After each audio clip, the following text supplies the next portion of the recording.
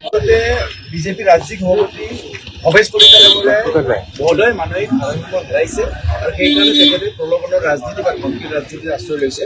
যোৱাকালি 19 ছেপ্টেম্বৰৰ দিনা ৰঙিয়াৰ দীপ্তেশ্বৰী ৰাজহুৱা হৰি মন্দিৰত এখন বিজেপিৰ সভা আছিলে আৰু সেই ৰাজহুৱা সভাত তেখেতে মহিলাসকলক উদ্দেশ্যি কিছুমান তেখেতে ধমকি সুলভ কথা, প্ৰলোভনৰ লগে লগে ধমকি সুলভ কিছুমান কথা কোৱা পৰিলক্ষিত হৈছে। তেখেতে কৈছে যে বিজেপিৰ সদস্য ভৰ্তিৰ কাৰণে বিশেষ যি নম্বৰ তেওঁলোকে মিছ কলৰ বাবে দিয়া হৈছে, এই মিছ কলটো কৰাটো বাধ্যতামূলক আৰু মিছ কল কৰি যি চাৰ্টিফিকেট পাব সেই চাৰ্টিফিকেটখন অৰুণোদয় 1250 টকা ল'বৰ বাবে মেণ্ডেটৰী শব্দ তেখেতে প্ৰয়োগ কৰিছে। মানে মেণ্ডেটৰী মানে এনেকুৱাকে ক'ব বিচাৰিছে যিবিলাকে বিজেপিৰ সদস্য হ'ব তেওঁলোকেহে অৰুণোদয়ৰ পৰা 1250 টকা পাব।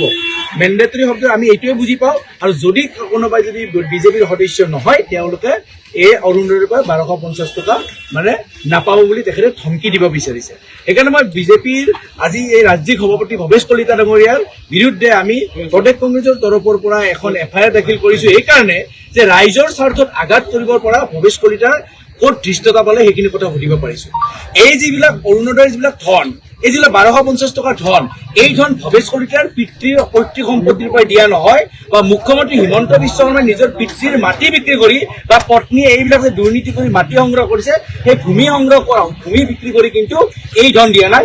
এই ধন ৰাইজৰ ধন আৰু ৰাইজৰ ধনত ৰাইজৰ অধিকাৰ থকাৰ পিছতো তেখেতে ৰাজহুৱা অধিকাৰ যি মানে খৰ্ব কৰাৰ চেষ্টা কৰিছে এয়া সংবিধান বিৰোধী আৰু এই সংবিধান বিৰোধী কামটোৱে হৈছে গণতন্ত্ৰ বিৰোধী আৰু গণতন্ত্ৰ বিৰোধী বা সংবিধান বিৰোধী কাম কৰা বা ৰাইজৰ স্বাৰ্থত আঘাত কৰা ভৱেশ কলিতাক আমি সোঁৱৰাই দিব বিচাৰিছো যে এই যে আঁচনিৰ কথা কৈছে এই আঁচনি আপোনালোকৰ নহয়, এই আঁচনিৰ ধন ৰাইজৰ ধন আৰু আপোনালোকে যিখিনি কৰিব লাগিছিল সেইখিনি নকৰিলে। আজি তেলৰ দাম 200 টকা হৈছে সেইটোত আপোনালোকৰ মাত নাই। আজি 400 টকাৰ চিলিণ্ডাৰ 1200 টকা 1000 টকা হৈছে সেইটোত কিন্তু আপোনালোকৰ মাত নাই। পিঁয়াজৰ দাম আজি 80 টকা হৈছে, আলুৰ দাম 50 টকা হৈছে। গৃহিণী পাকঘৰত সোমাব পৰা নাই। গৃহিণীৰ এনেকুৱা অৱস্থা হৈছে এই যিখিনি গৃহিণীক লৈ তেখেতে কথা কৈছে, যিখিনি মহিলাক লৈ তেখেতে কথা কৈছে সেই মহিলাখিনি আজি পাকঘৰত সোমাব পৰা নাই। পাকঘৰত জুই জ্বলিছে আৰু সেই সময়তে ভৱেশ কলিতা ডাঙৰীয়াই নিজৰ মানসিক ভাৰসাম্য হেৰাইছে। এইকাৰণে যে জানিছে যে অহাবাৰ বিজেপিৰ চৰকাৰ নহয়, গতিকে এই প্ৰলোভনৰ ৰাজনীতি যিটো কৰিছে, কিয়নো আপোনালোকে দেখিছে সমষ্টিয়ে বুথে মণ্ডলে মানে হাজাৰ হাজাৰ বিজেপিৰ পৰা কৰ্মীসকল কংগ্ৰেছত যোগদান কৰাৰ কাৰণে তেওঁলোকে এই প্ৰলোভনৰ ৰাজনীতিৰ দ্বাৰা এই যিটো আঁচনি পোৱা দুখীয়া নিচলা নিৰীহ আমাৰ মহিলাখিনিক আচলতে প্ৰলোভন দি বা ভয় ভাবি দিব বিচাৰিছে। ৰিচিভো কৰিছে বঢ়িয়াকে আৰু তেখেতসকলে ষ্টেটমেণ্ট ধুনীয়াকৈ লৈছে আৰু তেখেতে আমাৰ সন্মুখৰ পৰা চিনিয়ৰ অফিচাৰৰ লগত কথা পাতিছে আৰু চিনিয়ৰ অফিচাৰে তেখেতক ৰিচিভ কৰিব দিছে। আমি নিজে শুনিছো, লগতে ইয়াৰ পিছত তেখেতসকলে ব্যৱস্থা গ্ৰহণ কৰিব বুলি আমাৰ আগত কৈছে। সেয়া আচলতে আমাৰ ভাল লাগিছে।